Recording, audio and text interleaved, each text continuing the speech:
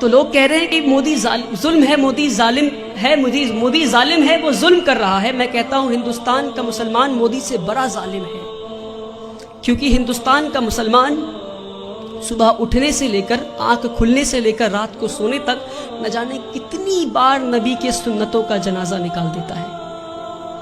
ہمارے نبی اپنے صحاباؤں کے ساتھ ایک بار گزر رہے تھے راستے سے، راستے میں انہیں ایک پتھر دکھا، نبی وہ پتھر کو پکڑتے ہیں اور راستے کے کنارے میں پھینک دیتے ہیں اور کہتے ہیں اپنے صحاباؤں سے کہ اگر تمہیں راستے میں کوئی رکاوٹ دکھے تو تم اسے ہٹا دو تاکہ تمہارے بعد جو آئے اسے پریشانی نہ ہو۔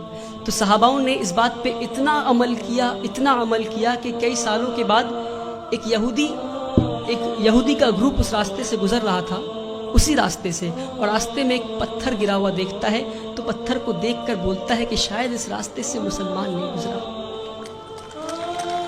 میرے بھائیوں، وہ تھا ان کا ایمان۔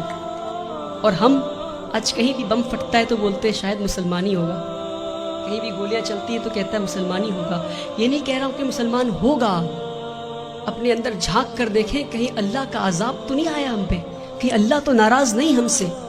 میں بھٹکل کے لوگوں سے نہیں بول رہا، پر بھٹکل کے لوگوں کے ذریعے میں ہندوستان تک یہ بات پہنچانا چاہ رہا ہوں، ہندوستان کے مسلمانوں تک یہ بات پہنچانا چاہ رہا ہوں۔ ایک بار ہمارے نبی صلی اللہ علیہ وسلم راستے سے گزر رہے تھے، ایک بوڑھی عورت کو دیکھتے ہیں، وہ اپنے سامان کو لے کر کھڑی تھی، تو مزدور کا انتظار کر رہی تھی وہ۔ تو نبی کریم جاتے ہیں، کہتے ہیں اے میری ماں، میں تمہارا مزدور بن جاؤں کیا؟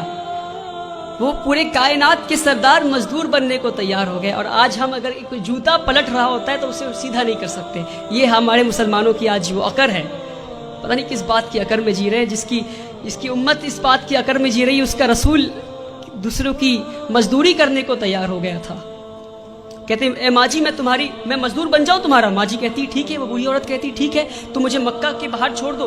نبی کریم اس بوڑھی عورت کو مکہ کے باہر چھوڑنے جاتے ہیں، راستے میں بوڑھی عورت کہتی کوئی محمد آیا ہے، کوئی جادوگر ہے، اور گالیاں دینے لگتی محمد صلی اللہ علیہ وسلم کو۔ نبی کریم پیار سے شانتی سے مسکراتے ہوئے ان کی بات سنتے ہیں، مکہ کے باہر لے جا کر چھوڑ دیتے ہیں۔ اور جب واپس ہو رہے ہوتے ہیں تو بوڑھی عورت پوچھتی ہے ارے بیٹا، تو نے میری مزدوری کی ہے، مزدوری تو لے جا۔ کہتے ہیں نہیں رہنے دو ماں۔ تو کہتے اچھا اپنا نام تو بتا جا۔ تو کہتے میرا نام محمد ہے، وہی محمد جسے تو گالی دے رہی تھی۔ میرے پیارے بھائیوں، ہم اس نبی کی امت ہے، اس بات کو نہ بھولیں۔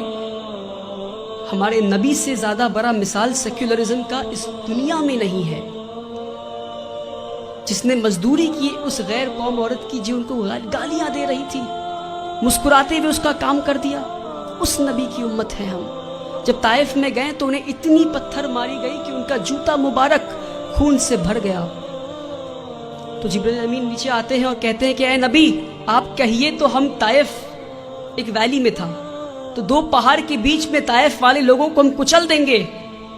ہمارے نبی گھائل حال میں بھی پتھر کھا کے بھی کہتے ہیں میں تو یہاں رحمت کے لیے آیا ہوں۔ میرے بھائیوں، ہم اس نبی کی امت ہے، اس بات کو ہم نہ بھولیں۔